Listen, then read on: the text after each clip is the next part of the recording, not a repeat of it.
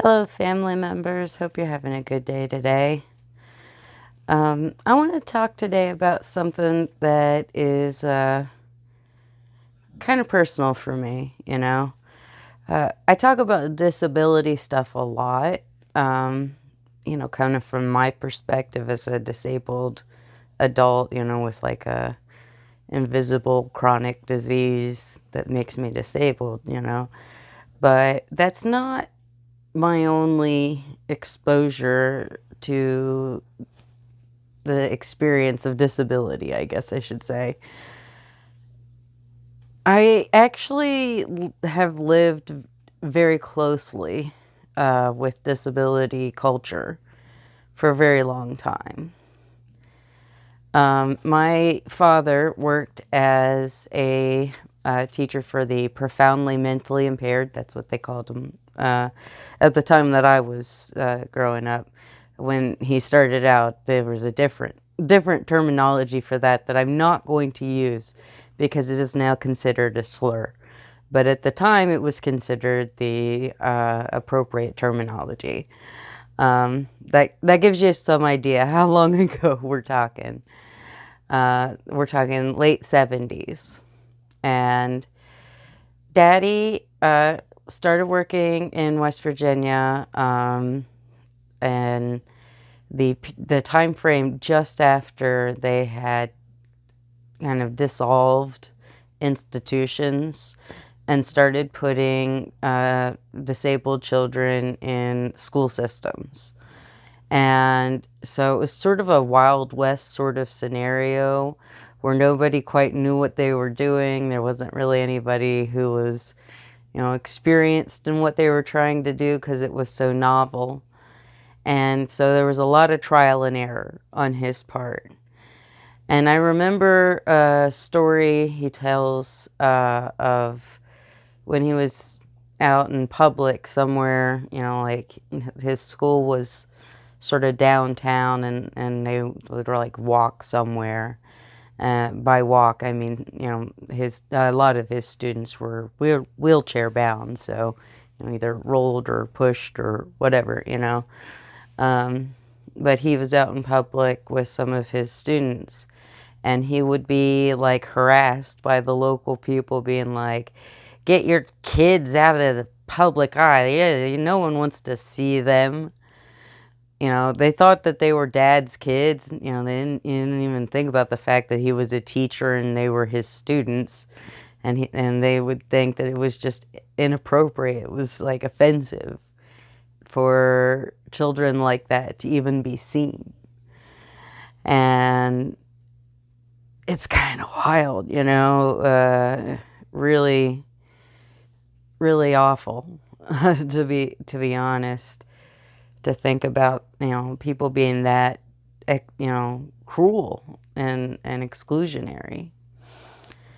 And the reason that story came to mind was I was watching a local news story last night about some county works projects where they were going and making, they were rebuilding wheelchair accessible ramps down to the beaches in Daytona Beach that had been destroyed during some storms a while back, and quite a while back, I might say.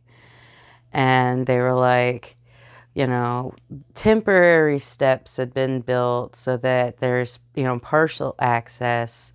But, for the last few years, there's not been any accessible ramps, and they're finally doing something about it. I'm like, geez Louise, all that time, anyone who needed a ramp to be able to go to the beach was just excluded from being able to go to our beaches.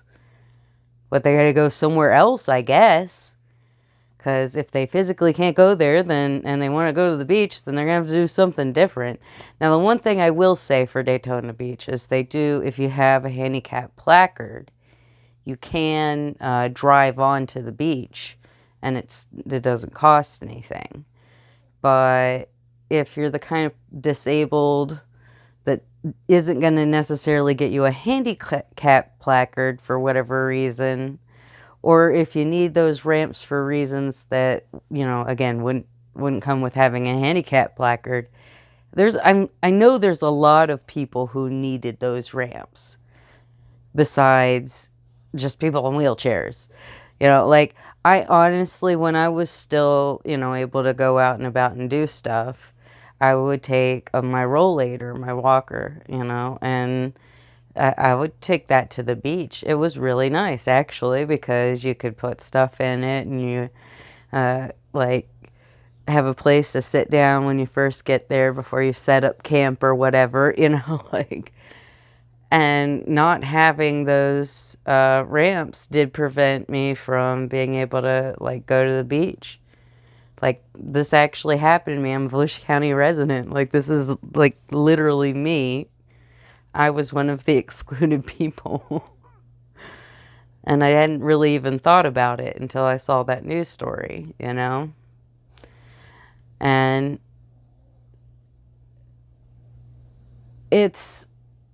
we as a society have a very hard time with what to do about disabled people.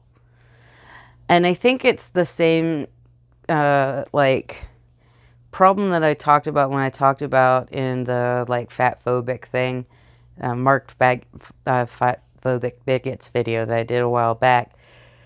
This concept of being marked, that if you have some sort of visible, obvious difference, that bigoted people will feel like you're, like, begging for attention, and that they can't just ignore you, and that you want that just by, being in their line of sight, you're annoying them, but just by demanding their time, which you're not, And so when it comes to being a person who has visible disabilities, if you're just going about your business, not even, like, thinking about anybody else, people you just happen to be in the presence of are going to be like, why did you make me think about that? I didn't want to think about disabilities today, and it's like, what do you want me to do? Just not exist? Like, what do we expect visibly disabled people to do? And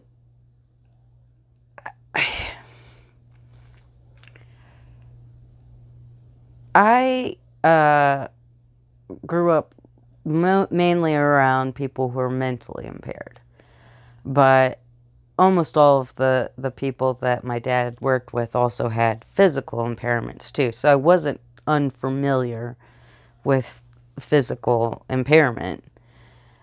But when I was in college, I did, like, a camp counselor thing one summer at a spina bifida camp for kids. And the thing about spina bifida is, like, back when my daddy first started teaching, he had a lot of spina bifida students, because back then it was very common for kids who were born with spina bifida to end up with hydrocephaly and some degree of brain damage. And that actually had become increasingly rare, long before the time frame I'm talking about, when I was going to be this camp counselor. Most of those kids had been, born in a time where people were more prepared for how to, handle the birth of a child with spina bifida so much better that it was actually getting to be rare that a child with spina bifida would have mental impairments because of hydrocephaly. And so I go to this camp, and it just kind of, like, shocked me to be around so many children who were, wheeling themselves around in wheelchairs, and that was the only thing about them that was any bit different than any other little kid that you could imagine, They were just like seriously just normal kids in wheelchairs. And that was something that was so foreign to me. That none of the children that disabled children that I had been around were like that, And they had just assigned me sort of randomly, and then they found out, sort of my background was more with kids with mental impairments, and so they switched me to like one of the few kids at the camp who actually did have mental impairments. And she had less physical impairments, but then some mild mental impairments. And that was a little bit more in my wheelhouse, right?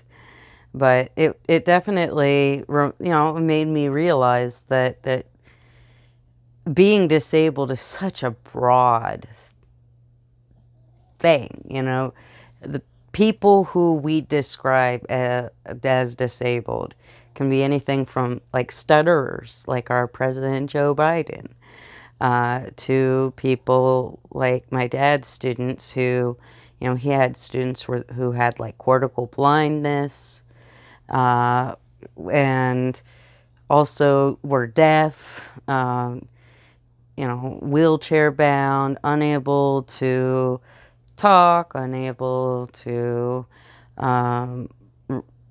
communicate very much. And he had to figure out how to communicate with children who didn't have any real traditional way of communicating. And it's very interesting to have those types of children just kind of thrown into the same bucket as a kid who just, happens to be blind, and that's like the only thing going on with them is they just can't see, or some kid who, is missing a hand and just, needs prosthetics and some support, or, whatever. Like it's such a broad range of things being disabled, and it's hard for us to kind of come together as a collective and fight for our rights, especially when even the people that we love sometimes want to kind of hide us away for our own protection, or because the world is hostile, and it's a lot to deal with. It can be very stressful to think every time you go out in public, people are going to look at you, maybe ask intrusive questions, judge, maybe even be overtly hostile, Like, we as a society are not welcoming to people who are different. And it doesn't matter if some individuals get better, because the whole society is so bad that, like, if you go on the comment section of like any reel or TikTok or whatever with like a person who's visibly disabled, you're going to see some vile comments. You just will. There's no way around it. If you are in public and you're publicly disabled, or and visibly disabled, you're just going to have to deal with it. And that's not right. But I also think it's like so important for disabled people to make that effort, to do it, to sacrifice a little bit for the greater good, I guess. Because I believe that having disabled people in your life makes you a better person. And it's not just because that's how I grew up, although that is part of it, of course. But it's because I've seen what it does for people.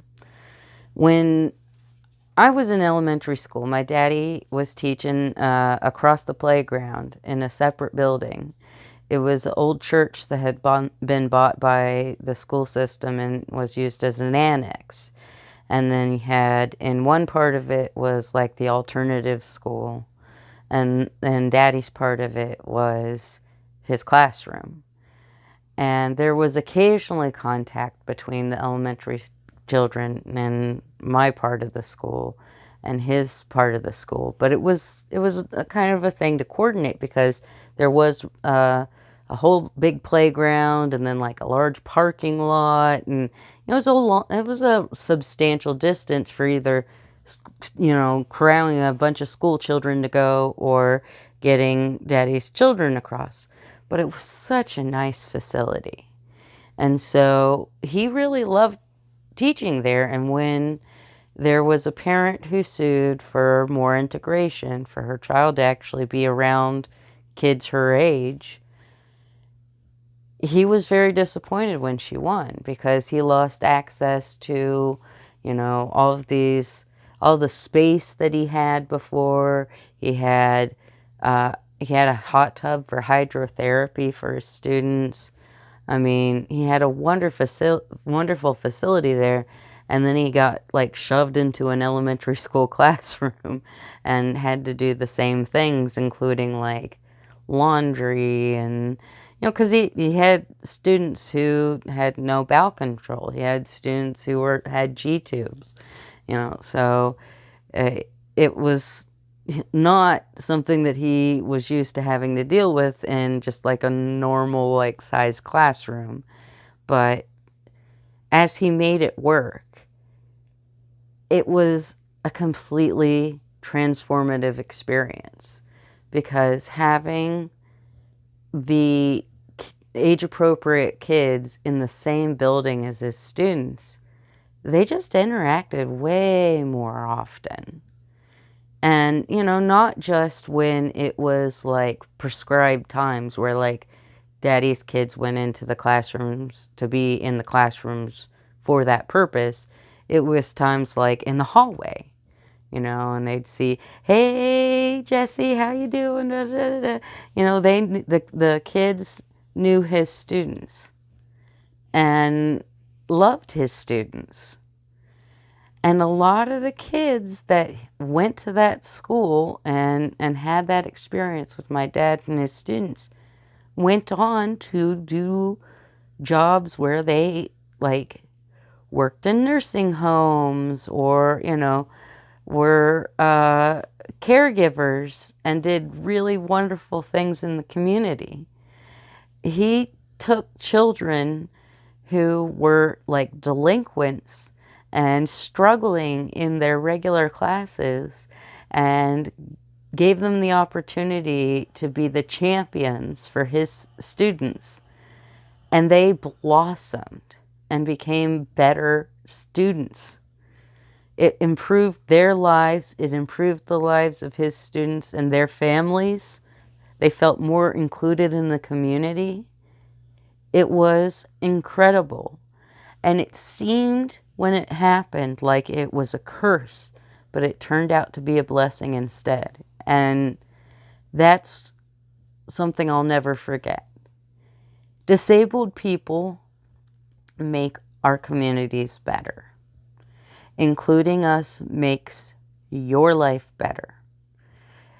Accessibility benefits everyone. If we had more pools with ramps, think how much easier that would be for a lot of people with limited mobility who aren't strictly disabled. Think how much more accessible it would be to certain people if that was the standard. Instead of just steps, it was a ramp entry so that everyone just by default is included in pool access. What if we had,